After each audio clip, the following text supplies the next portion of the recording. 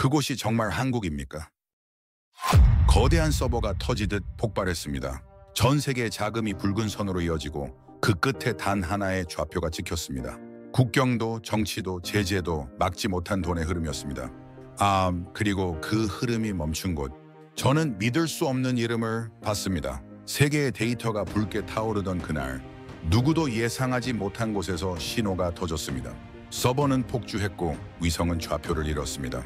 그러나 단 하나의 시스템이 버텼습니다. 셰르디언시 전 세계가 멎은 그 순간, 조용한 한 나라에서 미세한 전류가 살아 움직였죠. 그리고 그 불빛이 어둠을 찢어왔습니다. 그 혼란의 파도는 순식간에 세계를 덮었습니다. 각국의 금융기관이 무너지고 정부들은 원인을 찾지 못한 채 침묵했습니다. 그 혼란 속에서도 단 하나, 일정한 신호가 계속 뛰고 있었습니다. 마치 안너먼 심장이 다시 뛴 듯했습니다. 세상이 멈춘 자리에서 새로운 시작이 일어났습니다. 기네로 서버는 한국 도대체 왜였을까요? 새벽 2시 43분. 파일이 삭제되기 시작했습니다. 하나, 둘, 셋. 케인이 중단 버튼을 눌렀습니다. 소용없었죠. 넷, 다섯, 여섯. 3년치 데이터였습니다. 일곱, 여덟, 아홉. 멈춰. 케인이 소리쳤습니다. 열, 열하나, 열둘. 캄보디아 피해자 명단이 삭제됐습니다. 암호화폐 추적 기록도 사라졌죠. 정부 뇌물 증거까지 지워졌습니다. 케인이 급히 USB를 꽂았습니다. 백업을 시작했죠. 17%. 빨리. 32%. 파일 삭제 속도가 더 빨라졌습니다. 51%. 화면에 경고창이 떴습니다. USB 감지됨 마이너스 삭제 시작. 케인이 USB를 뽑아냈습니다. 늦었습니다. USB가 뜨거워지더니 연기가 났습니다. 케인이 바닥에 던졌죠. 녹아내렸습니다. 모든 증거가 사라졌습니다. 단 하나만 빼고요. 화면 구석에 깜빡이는 인터넷 주소가 있었습니다. 서울, 한국. 저는 매튜 케인입니다. 미국 연방수사국에서 22년간 국제금융범죄를 추적해온 사람이죠. 911 테러 이후 FBI에 들어가서 테러 자금 추적 전문가로 일했습니다. 마약 카르텔부터 무기 밀매상까지 돈이 흐르는 곳이라면 어디든 쫓아갔죠. 그 과정에서 한 가지를 배웠습니다. 정의는 생각보다 약하다는 것을요. 권력 앞에서, 돈 앞에서, 정치적 이해관계 앞에서 정의는 너무 쉽게 무릎을 꿇었습니다. 그래서 떠났습니다. FBI를 나와 지금은 UN 산하 국제자금세탁방지위원회 독립조사관으로 일하고 있습니다. 누구의 눈치도 보지 않고 오직 진실만을 쫓는 일이죠. 제 좌우명은 간단합니다. 진실은 항상 돈의 그림자 속에 숨어 있다는 것입니다. 2025년 1월 12일 캄보디아 프놈펜에서 이상한 일이 벌어졌습니다. 도심 한복판에 있던 거대한 전광판이 하루아침에 사라진 겁니다. 며칠 전까지만 해도 번쩍이던 태자그룹이라는 간판이었죠. 건물 외벽엔 접착제 자국만 남았습니다. 보통 사람들은 그냥 지나칠 일이었습니다. 하지만 저는 달랐습니다. 간판 하나가 사라지면 제국 하나가 움직인다는 걸 알고 있었으니까요. 저는 즉시 암호화폐 추적망을 가동했습니다. 그리고 발견했죠. 150억 달러 규모의 비트코인이 갑자기 움직이고 있었습니다. 푸놈펜에서 두바이로, 두바이에서 런던으로, 런던에서 다시 동쪽으로 흘러갔습니다. 인터넷 주소 경로를 따라가니 마지막 지점이 나타났습니다. 서울이었습니다. 왜 한국입니까? 왜 그 나라가 이 지옥의 끝에 있는 겁니까? 저는 더 깊이 파고들었습니다. 3일 밤을 꼬박 세웠죠. 그리고 충격적인 사실을 알게 됐습니다.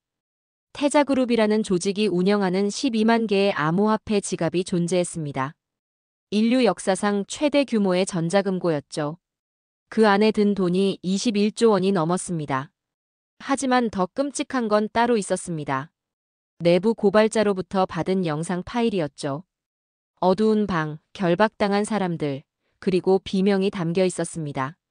한국어였습니다. 살려주세요, 제발요. 영상 속 날짜를 봤습니다.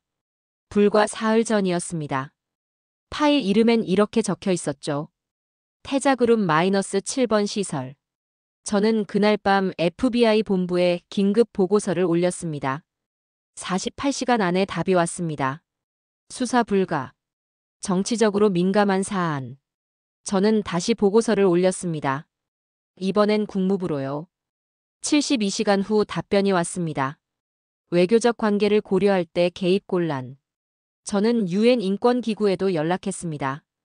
검토하겠습니다라는 답만 돌아왔죠. 그리고 오늘 새벽이었습니다.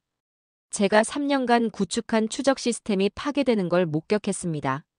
미국 정부가 직접 제 증거를 지우고 있었던 겁니다. 제 조국이 범죄를 보호하고 있었습니다. 정의가 팔린 겁니다. 권력에게, 돈에게, 외교적 이해관계에게 말이죠. 하지만 한 가지는 지우지 못했습니다. 제 기억 속에 새겨진 그 단어요. 서울, 한국. 150억 달러의 끝에 한국이 있었습니다. 12만 개의 지갑의 마지막 좌표가 한국이었습니다. 비명을 지르던 피해자들이 한국인이었습니다. 그런데 왜입니까? 왜 한국인가요? 작은 나라 하나가 이 거대한 어둠의 중심에 왜 서 있는 겁니까? 저는 노트북을 닫았습니다. 창밖으로 워싱턴의 불빛이 보였습니다. 거대하고 화려한 도시였죠. 하지만 그 빛 속에서 정의는 죽어 있었습니다. 저는 가방을 챙겼습니다. 여권을 집어넣었죠. 목적지는 정해져 있었습니다. 서울입니다. 그곳에 답이 있습니다. 반드시 있을 겁니다. 서울행 비행기 아니었습니다. 13시간 동안 잠을 이루지 못했습니다. 창밖으로 태평양이 보였죠. 끝없이 펼쳐진 검은 바다였습니다. 저는 노트북을 열었습니다. 삭제당하기 전에 제 머릿속에 새겨둔 정보들을 다시 정리하기 시작했습니다. 천즈. 그 이름이 계속 떠올랐습니다. 태자그룹을 운영하는 실제 인물이었죠. 중국계 캄보디아인으로 알려져 있었습니다. 하지만 그의 진짜 국적은 아무도 몰랐습니다. 여권만 7개를 가지고 있다는 첩보가 있었죠. 미국 법무부 문서에는 그를 이렇게 표현했습니다. 아시아 최대의 범죄 제국을 운영하는 유령. 12만 개의 암호화폐 지갑이 모두 그의 통제 아래 있었습니다. 하루에도 수십억 달러가 이동했죠. 푸놈펜에서 마카오로, 마카오에서 홍콩으로, 홍콩에서 싱가포르로 흘러갔습니다. 그리고 그 돈의 상당 부분이 서울을 거쳐갔습니다. 왜 서울입니까? 왜 하필 한국이었을까요? 저는 캄보디아 정부 문서를 다시 떠올렸습니다. 삭제되기 전에 본 그 충격적인 내용들 말입니다. 태자그룹의 건물들이 모두 합법적으로 등록돼 있었습니다. 건축 허가, 사업자 등록, 심지어 세금 납부 기록까지 완벽했죠. 하지만 더 놀라운 건 서명란에 있던 이름들이었습니다. 캄보디아 법무부 장관이 이사회 명단에 있었습니다. 경찰청장이 보안 책임자로 등록돼 있었죠. 지방 법원 판사 3명의 이름도 보였습니다. 이건 범죄 조직이 아니었습니다. 국가 시스템 자체가 범죄의 파트너였던 겁니다. 정부가 지옥을 합법화하고 있었습니다. 그런데 왜 한국인이었을까요? 저는 피해자 통계를 기억해냈습니다. 전체 피해자 8,247명 중 한국인이 1,032명이었습니다. 가장 높은 비중이었죠. 중국인보다 많았고 베트남인보다 많았습니다. 심지어 태국인보다도 많았습니다. 더 충격적인 건 몸값이었습니다.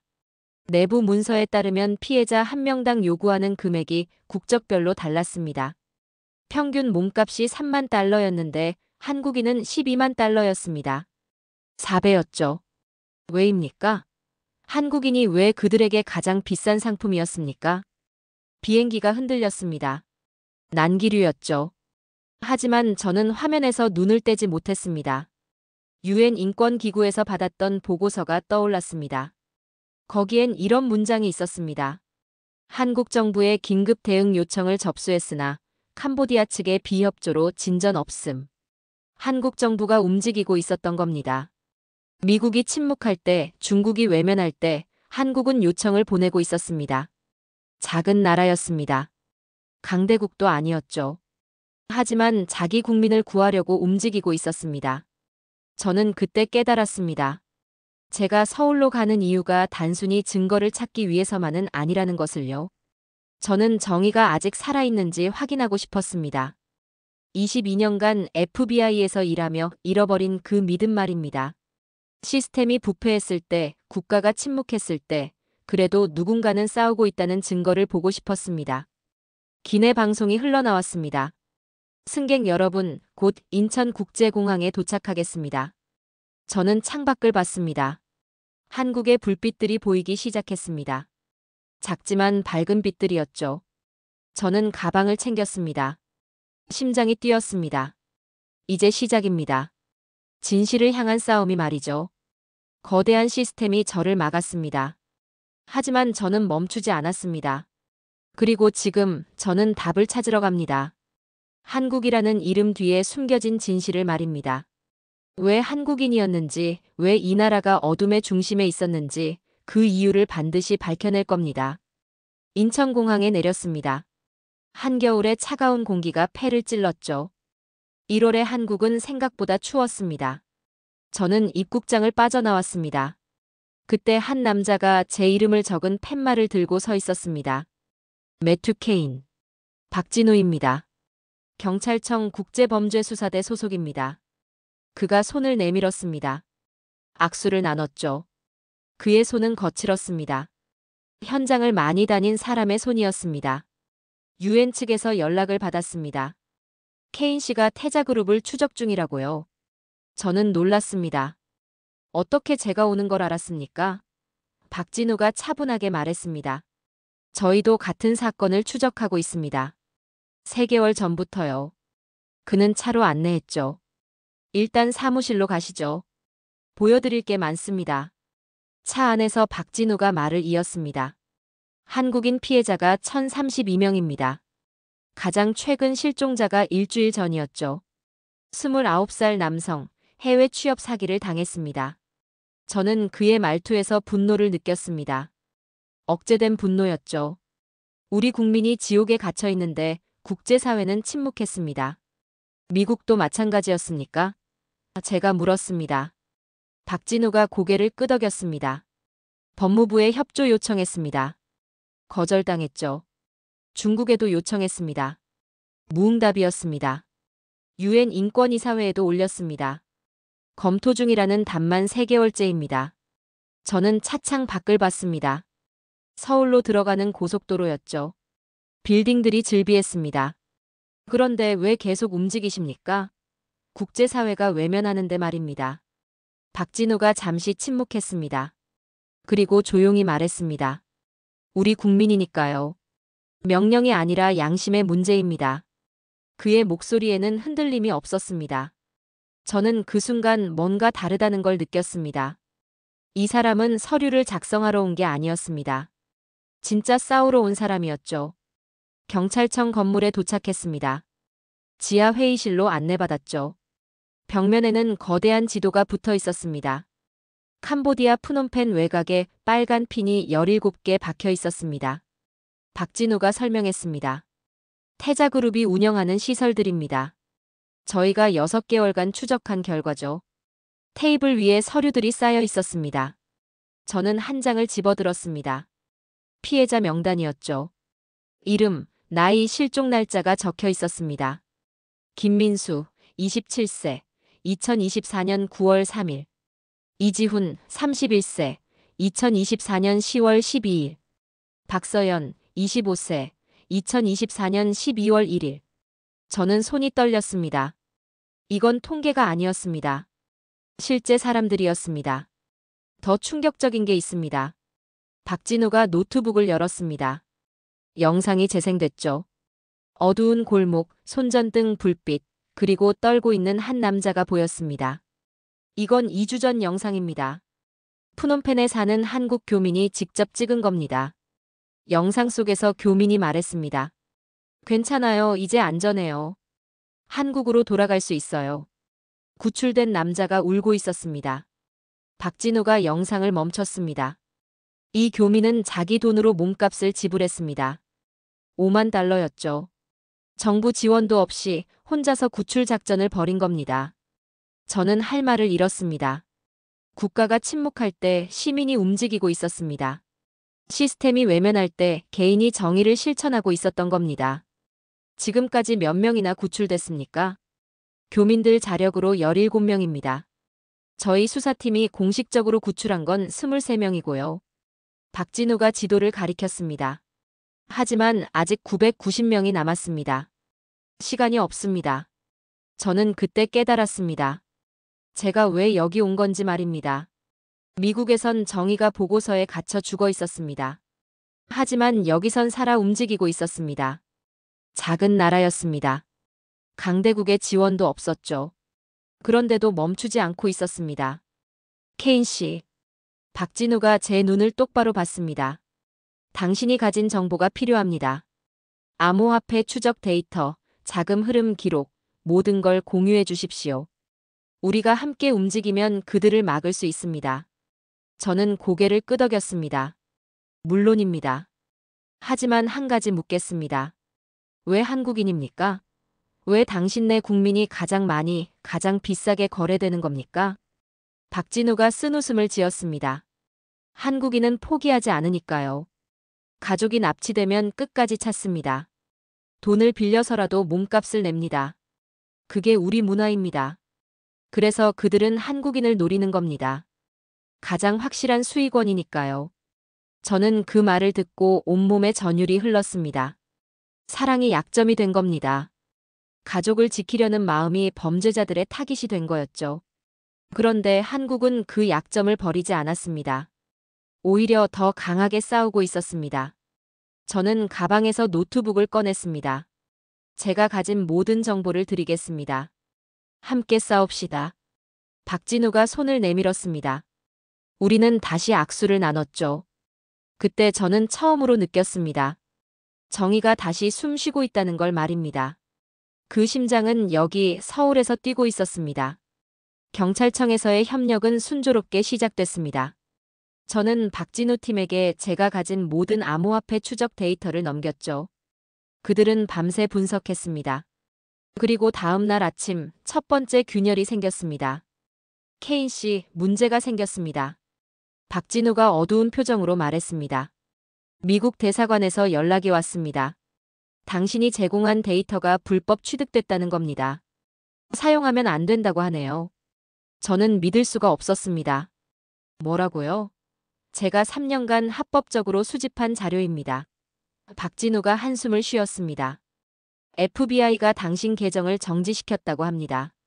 그 이후 수집된 모든 데이터는 권한 없는 접근으로 간주된다는군요. 이건 명백한 방해 공작이었습니다. 미국 정부가 직접 나서서 수사를 맡고 있었던 겁니다. 그럼 어떻게 합니까? 제가 물었습니다. 박진우가 조용히 말했습니다. 우리끼리 움직입니다. 공식 채널은 포기하고요. 하지만 상황은 더 악화됐습니다. 그날 오후 한국 언론들이 일제히 보도를 쏟아냈습니다. 태자그룹 수사, 한국 단독 추진 논란, 국제 공조 없는 무모한 작전, 납치 피해자 가족들 정부는 뭐하나 분노. 저는 뉴스를 보며 경악했습니다. 여론이 수사팀을 압박하고 있었습니다. 박진우의 전화가 계속 울렸습니다. 상부에서 걸려오는 전화였죠. 예, 알겠습니다. 하지만 지금 멈출 순 없습니다. 그의 목소리에 피로가 묻어났습니다. 네, 정치적 부담은 이해합니다만. 전화를 끄는 박진우가 저를 봤습니다. 청장님이 수사팀 축소를 검토 중입니다. 압박이 너무 심합니다. 저는 창밖을 봤습니다. 서울 시내가 보였죠. 사람들이 바쁘게 움직이고 있었습니다. 990명이 아직 캄보디아 지옥에 갇혀 있는데 여기선 정치 논리가 판을 흔들고 있었습니다. 정의는 언제나 이렇게 방해받는 겁니까? 그날 밤이었습니다. 제 이메일에 메시지 하나가 도착했습니다. 발신자는 제 FBI 시절 동료였던 마크 스티븐슨이었습니다. 케인 들었어. 내가 한국에 있다며? 태자그룹 거는 손 떼. 너한테 좋을 게 없어. 저는 전화를 걸었습니다. 마크가 받았죠. 마크, 무슨 소리야? 왜 손을 떼라는 거지? 마크가 한숨을 쉬었습니다. 케인, 솔직히 말할게. 나 지금 로비 회사에서 일해. 그리고 내 클라이언트 중 하나가 캄보디아 정부야. 제 손에서 휴대폰이 떨어질 뻔했습니다. 뭐라고? 너. 너 지금 천지편에 선 거야? 마크가 방어적으로 말했습니다. 편이라니 그냥 일이야. 합법적인 로비 활동이라고. 케인, 세상은 내가 생각하는 것처럼 단순하지 않아. 저는 전화를 끊어버렸습니다. 손이 떨렸죠. 함께 테러 자금을 추적하던 동료가, 정의를 외치던 그 친구가 지금 범죄자들의 돈을 받고 있었습니다. 시스템은 이렇게 사람을 바꿔버리는 겁니까? 밤 11시, 박진호에게서 전화가 왔습니다. 케인 씨, 최악의 소식입니다. 수사팀 절반이 다른 부서로 전출됐습니다. 청장님 지시입니다. 그의 목소리는 지쳐 있었습니다.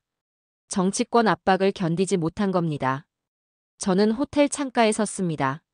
서울의 야경이 펼쳐져 있었죠. 무수히 많은 불빛들이었습니다. 미국에서 배신당했습니다. 동료마저 적이 됐습니다. 이제 한국마저 흔들리고 있었습니다. 저는 완전히 고립됐습니다. 하지만 그때였습니다. 창밖의 불빛들을 보며 깨달았죠. 이 불빛들은 아직 꺼지지 않았습니다. 박진우는 팀이 줄어들어도 포기하지 않았습니다. 한국 교민들은 정부 지원 없이도 사람들을 구출하고 있었습니다. 990명의 가족들은 아직도 기다리고 있었습니다. 저는 노트북을 열었습니다. 백업해둔 데이터를 다시 꺼냈죠. 미국이 막아도 동료가 배신해도 시스템이 무너져도 할 수 있는 일이 있었습니다. 진실을 밝히는 것이었습니다. 저는 박진호에게 문자를 보냈습니다. 내일 아침 7시에 봅시다. 새로운 계획이 있습니다. 그리고 창밖을 다시 봤습니다. 서울의 밤은 여전히 밝았습니다. 어둠 속에서도 빛은 계속 타오르고 있었죠. 저는 그때 느꼈습니다. 이 도시는 포기하지 않는다는 것을요. 시스템이 무너져도 압박이 와도 이곳 사람들은 싸움을 멈추지 않습니다. 그게 한국이었습니다. 다음 날 아침 7시 경찰청 사이버 수사대 사무실이었습니다. 박진우가 한 젊은 여성을 소개했습니다. 김하윤 경위입니다. 우리 팀의 암호 전문가죠. 하윤이 가볍게 고개를 숙였습니다. 20대 후반으로 보였죠. 눈가에 다크서클이 짙었습니다. 케인 씨가 가져온 암호화폐 지갑 데이터를 3일째 분석 중입니다. 하윤이 모니터를 가리켰습니다. 하지만 암호가 풀리지 않습니다. 일반적인 해킹 기법으론 불가능한 구조예요. 저는 화면을 봤습니다. 복잡한 코드들이 빼곡했죠. 어떤 방식입니까? 하윤이 설명했습니다. 천지가 만든 암호 체계는 단순한 숫자 조합이 아닙니다. 일종의 패턴 인식 시스템이에요. 마치 언어처럼 작동하죠. 박진우가 답답한 표정으로 말했습니다. 이대로면 지갑 안의 자금 흐름을 추적할 수 없습니다. 증거 확보가 불가능하다는 얘기죠. 저도 좌절감이 밀려왔습니다. 여기까지 왔는데 암호 하나에 막힌다는 게 말이 됩니까? 하윤이 조용히 말했습니다. 한 가지 시도해 볼 게 있습니다. 그녀가 다른 화면을 열었습니다. 이상한 문양들이 나타났죠. 이게 뭡니까? 제가 물었습니다. 한국 전통 문양입니다. 태극, 팔괘, 매듭 패턴이요. 저는 이해가 안 됐습니다. 그게 암호화폐 지갑과 무슨 상관입니까? 하윤이 설명했습니다. 케인 씨 데이터를 보다가 이상한 점을 발견했어요. 암호 구조에 반복되는 패턴이 있었거든요. 그 패턴이 한국 전통 문양의 수학적 배열과 일치합니다. 박진우가 놀란 표정으로 물었습니다. 그게 가능합니까? 하윤이 고개를 끄덕였습니다. 천지는 한국인을 주로 납치했습니다. 한국 문화를 연구했을 가능성이 높아요. 그리고 그 지식을 암호 체계에 숨겼을 수 있습니다. 저는 전율을 느꼈습니다. 그는 코드가 아니라 문화로 접근한 겁니까? 하윤이 키보드를 두드리기 시작했습니다. 지금부터 태극 문양의 음양 배열을 기반으로 암호를 풀어보겠습니다. 시간이 흘렀습니다. 오전 10시, 11시, 정오가 지났습니다. 하윤은 계속 코드를 입력했죠. 박진우와 저는 커피를 마시며 기다렸습니다. 말이 없었습니다. 긴장감만이 사무실을 채우고 있었죠. 오후 3시였습니다. 하윤이 갑자기 소리쳤습니다. 됐어요. 저희는 화면으로 달려갔습니다. 암호화폐 지갑 하나가 열려 있었죠. 안에 든 금액이 표시됐습니다. 23억 달러였습니다. 거래 내역을 추적할 수 있습니다. 하윤이 흥분된 목소리로 말했습니다. 화면에 자금 흐름이 나타나기 시작했죠. 푸놈펜에서 출발한 돈이 싱가포르를 거쳐 케이맨 제도로 갔습니다. 그리고 최종 목적지가 표시됐습니다. 캄보디아 정부 고위 관료 비자금 계좌입니다. 하윤이 화면을 확대했습니다. 계좌 소유주 이름이 보였죠. 훈센 정권의 국방부 장관이었습니다. 이건 결정적 증거입니다. 박진우가 주먹을 쥐었습니다. 하지만 그 순간이었습니다. 하윤의 컴퓨터에 알림이 떴습니다. 이메일이었죠. 발신자 이름이 없었습니다. 하윤이 클릭했습니다. 영어로 짧은 메시지가 있었습니다. 스타프 나우, 오요 패멀리 페이즈. 지금 멈춰라. 안 그러면 내 가족이 대가를 치른다. 하윤의 얼굴이 창백해졌습니다. 그녀의 손이 떨렸죠. 박진우가 다급히 물었습니다. 하윤 씨, 괜찮습니까? 하윤이 고개를 저었습니다. 부모님이 부산에 계세요. 혼자 사시는데. 저는 분노가 치밀었습니다. 천지가 움직인 겁니다. 그들은 하윤을 추적하고 있었습니다. 박진우가 즉시 전화를 걸었습니다. 부산청에 연락하겠습니다. 하윤 씨 부모님 보호 조치를 취하겠습니다. 하윤이 의자에 주저앉았습니다. 제가 너무 나간 건가요? 이러다 부모님이. 그녀의 목소리가 떨렸습니다. 저는 그녀 옆에 앉았습니다. 하윤 씨, 당신이 방금 한 일을 아십니까? 23억 달러의 비자금을 추적했습니다. 이건 천지와 캄보디아 정부의 공모를 증명하는 결정적 증거입니다. 하지만 제 가족이. 하윤이 말했습니다. 박진우가 단호하게 말했습니다. 우리가 보호하겠습니다. 그리고 하윤 씨, 당신이 여기서 멈추면 천지가 이기는 겁니다. 그들은 두려움으로 정의를 막으려 합니다. 하윤이 고개를 들었습니다. 눈물이 글썽였지만 눈빛은 흔들리지 않았죠. 계속하겠습니다. 그녀가 말했습니다. 990명이 아직 갇혀 있어요. 제가 여기서 멈출 순 없어요. 저는 그 순간 전율을 느꼈습니다. 명령이 아니었습니다. 두려움을 이긴 선택이었죠. 박진우가 하윤의 어깨에 손을 얹었습니다. 우리가 함께 싸웁니다. 저는 그날 밤 깨달았습니다. 정의는 거창한 선언이 아니라는 것을요. 두려움 속에서도 멈추지 않는 한 사람의 용기라는 것을. 그리고 그 용기가 여기 한국에서 살아 숨쉬고 있다는 것을 말입니다. 하윤이 암호를 푼 지 이틀 후였습니다. 최악의 소식이 들려왔습니다. 캄보디아 푸놈펜에서 한국인 구출팀 3명이 납치됐다는 겁니다. 민간 자원봉사자들이었죠. 피해자 가족을 구하러 갔다가 역으로 잡힌 겁니다. 한국 언론이 폭발했습니다. 한국 정부의 무모한 개입, 피해자만 늘려. 태자그룹 수사 중단해야. 국제 공조 없는 단독 행동의 대가. 저는 뉴스를 보며 분노했습니다. 구하려던 사람들이 비난받고 있었습니다. 박진우의 전화기가 멈추지 않았습니다. 상부에서, 정치권에서, 언론에서 쏟아지는 압박이었죠. 수사 중단 검토하라. 더 이상의 피해를 막아라. 국제적 망신이다. 박진우는 전화를 받을 때마다 얼굴이 굳어갔습니다. 그날 오후 더 충격적인 사실이 드러났습니다. 내부 누설자가 있었던 겁니다. 하윤이 발견했죠. 케인 씨, 이거 보세요. 그녀가 서버 접속 기록을 보여줬습니다. 우리 수사팀 데이터베이스에 외부 접속 흔적이 있어요. 3주 전부터입니다. 저는 화면을 들여다봤습니다. 접속 인터넷 주소를 역추적하니 충격적인 결과가 나왔습니다. 푸놈펜이었습니다. 누군가 우리 정보를 천지에게 흘리고 있었던 겁니다. 접속 계정을 확인할 수 있습니까? 제가 물었습니다. 하윤이 키보드를 두드렸습니다. 계정 이름이 나타났죠. 경찰청 국제협력과 소속이었습니다. 박진우가 그 이름을 보더니 얼굴이 굳었습니다. 이 사람, 제 선배입니다. 그의 목소리가 떨렸습니다. 10년 동안 함께 일했는데 배신은 언제나 가까운 곳에서 옵니다. 저는 FBI에서 그걸 배웠죠. 하지만 매번 충격은 똑같습니다. 어떻게 하시겠습니까? 제가 물었습니다. 박진우가 이를 악물었습니다. 증거를 확보해서 내사에 넘기겠습니다. 하지만 지금은 조용히 해야 합니다. 더 새어나가면 안 되니까요. 그리고 그날 저녁이었습니다. 미국 대사관에서 공식 통보가 왔습니다. 한미 공조 수사 전면 중단. 국가 이익을 고려한 결정. 저는 문서를 보며 허탈했습니다. 제 조국이 다시 한번 정의를 포기한 겁니다. 박진우가 조용히 말했습니다.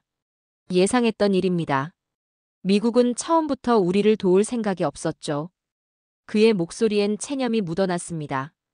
이제 정말 혼자입니다. 하윤의 전화기가 울렸습니다. 부산에 계신 어머니였죠. 하윤이 전화를 받았습니다. 엄마, 왜 그러세요?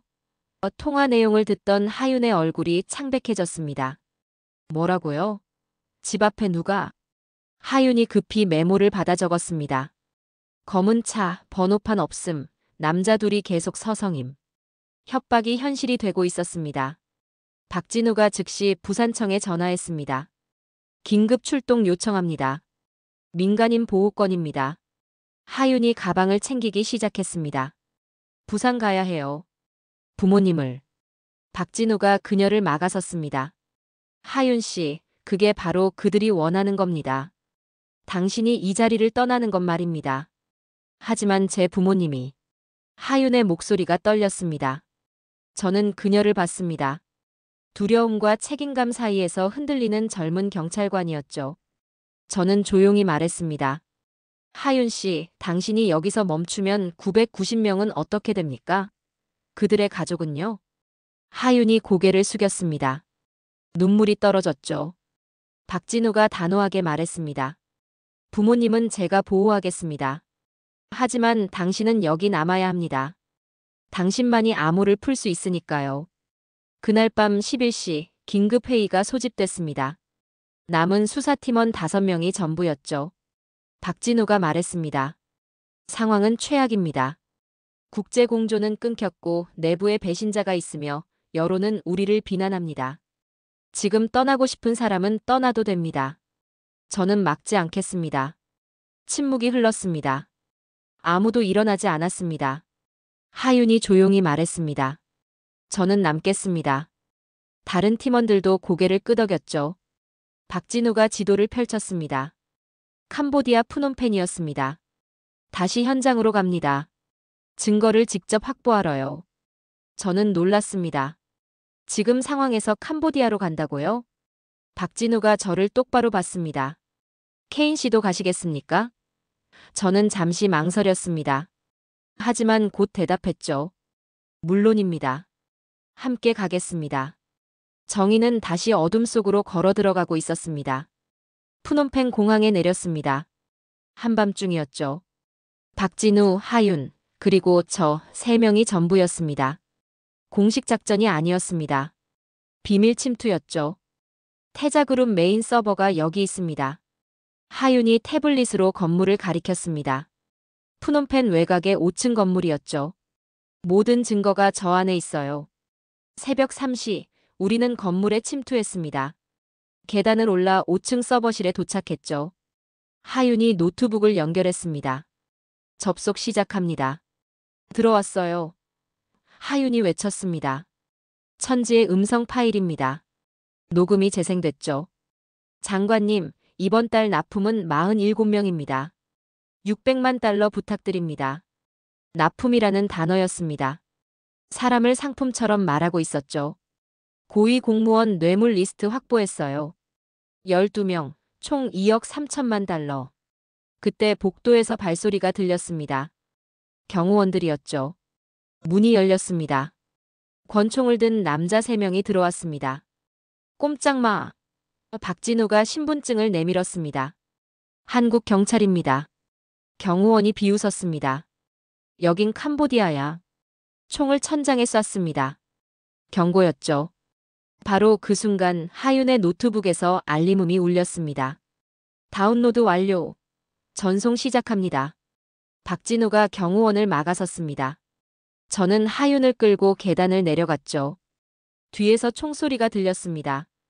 1층에 도착해 차로 뛰었습니다. 박진우가 어깨에서 피를 흘리며 따라왔습니다. 괜찮습니다. 차가 출발했습니다. 하윤이 노트북을 확인했죠. 전송 완료. 한국 외교부와 검찰청에 모든 파일이 전송됐어요. 증거를 확보한 겁니다. 박진우가 서울 본청에 전화했습니다. 긴급 보고드립니다. 태자그룹 증거 확보했습니다. 2시간 후 미국 국무부에서 연락이 왔습니다. 데이터 확인했다. 작전 재개한다. 증거가 공개되자 세계가 움직였습니다. 영국, 호주, 일본도 합류했죠. 72시간 후 천즈가 체포됐습니다. 태국 방콕 공항에서였죠. 한국, 미국, 영국 합동작전이었습니다. 21조 원의 범죄 제국이 무너지는 순간이었습니다. 저는 뉴스를 봤습니다. 천즈가 수갑을 찬 채 호송되는 장면이었죠. 그 시작은 한국이었습니다. 천즈 체포 이후 세상이 움직였습니다.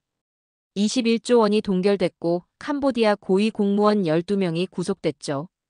태자그룹이 운영하던 17개 시설이 전부 폐쇄됐습니다. 범죄에 가담했던 캄보디아 경찰 38명도 기소됐습니다. 세계 언론이 연일 보도했습니다. 한국과 미국의 역사적 공조로 범죄 제국 붕괴. CNN, BBC, 알자지라가 특집을 내보냈죠.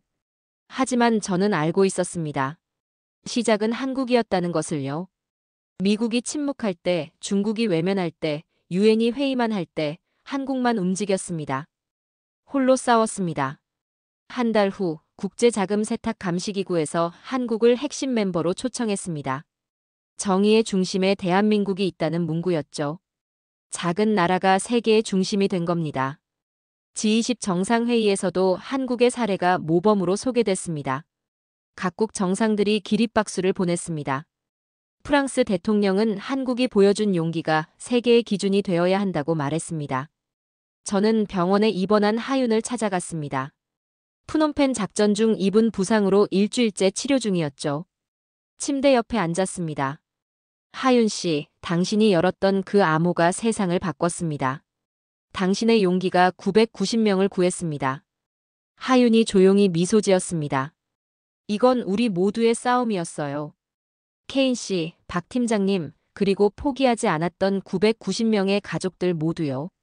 저는 그냥 제자리에서 할 수 있는 걸 했을 뿐이에요. 그게 제 일이었으니까요. 창밖으로 서울 시내가 보였습니다. 평화로운 풍경이었죠. 하지만 그 평화가 얼마나 귀한지 이제 알았습니다. 미국 대사관에서 FBI 복귀 제안이 왔습니다. 국장 직속 특별팀장이었죠. 연봉도 2배로 올려준다고 했습니다. 워싱턴 본부 집무실까지 준비됐다고 했습니다. 좋은 조건이었습니다. 하지만 저는 단 3초 만에 거절했습니다. 전 미국으로 돌아가지 않습니다. 진실이 있는 곳에 남겠습니다. 22년 쌓았던 경력을 내려놓았습니다. FBI라는 이름도 미국이라는 국적도 더 이상 중요하지 않았습니다. 후회는 단 1초도 없었습니다. 박진우가 저녁 식사를 제안했습니다. 작은 한식당이었죠. 된장찌개와 김치가 나왔습니다. 케인 씨, 한국에 남는다면서요? 그가 물었습니다. 저는 고개를 끄덕였습니다. 이곳에서 할 일이 있습니다. 진짜 정의가 어떻게 작동하는지 배우고 싶습니다. 그리고 함께 싸우고 싶습니다. 박진우가 웃었습니다. 환영합니다. 동료로서 말입니다. 아, 그리고 한국말도 배워야겠네요. 우리는 웃었습니다. 22년 만에 느끼는 진심 어린 웃음이었습니다. 일주일 후 인천공항이었습니다. 구출된 피해자 47명이 귀국하는 날이었죠. 가족들이 울며 그들을 안았습니다. 저는 그 장면을 멀리서 지켜봤습니다. 한 어머니가 아들을 끌어안고 울고 있었습니다. 살아줘서 고마워, 살아줘서. 박진우가 제 옆에 섰습니다. 이게 우리가 하는 일입니다. 숫자가 아니라 사람을 구하는 일이죠. 저는 고개를 끄덕였습니다. 가슴이 뜨거웠습니다. 다음 날 새벽 한강변에 섰습니다. 해가 떠오르고 있었죠. 붉은 빛이 강물을 물들였습니다. 저는 20년간 돈의 흐름을 추적했습니다. 그 끝엔 늘 탐욕과 절망이 있었습니다. 인간의 가장 추악한 모습들이었죠. 하지만 캄보디아의 어둠 속에서 저는 다른 걸 봤습니다. 정의였습니다. 살아 숨쉬는 진짜 정의였습니다. 그것은 거대한 국가의 명령이 아니었습니다. 예산도 지원도 아니었습니다. 작은 나라의 용기였습니다. 포기하지 않는 신념이었죠. 박진우에게서 문자가 왔습니다. 990명 중 903명 구출 완료. 나머지 87명도 이번 주 안에 전부 귀국시킵니다. 저는 미소 지었습니다. 끝나지 않은 싸움이었지만 승리는 이미 시작됐습니다. 한강의 새벽빛이 따뜻했습니다. 저는 22년간 잃어버렸던 믿음을 다시 찾았습니다. 정의에 대한 믿음이었죠. 시스템이 무너져도 권력이 막아서도 정의는 살아남는다는 믿음이었습니다. 그 믿음은 여기 서울에서 다시 살아났습니다. 저는 이제 확신합니다. 정의는 국경을 모릅니다. 크기도 모릅니다. 하지만 그 시작은 분명했습니다. 한국이었습니다. 인구 5천만의 작은 나라가 세계가 포기한 싸움을 홀로 이겨냈습니다. 명령이 아니라 양심으로, 이익이 아니라 신념으로 움직였습니다. 그 용기가 세상을 바꿨습니다. 새벽의 서울은 고요했습니다. 하지만 그 고요함 속에서 저는 들었습니다.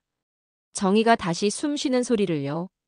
그리고 그 소리는 이제 영원히 멈추지 않을 겁니다. 한국이 증명했습니다.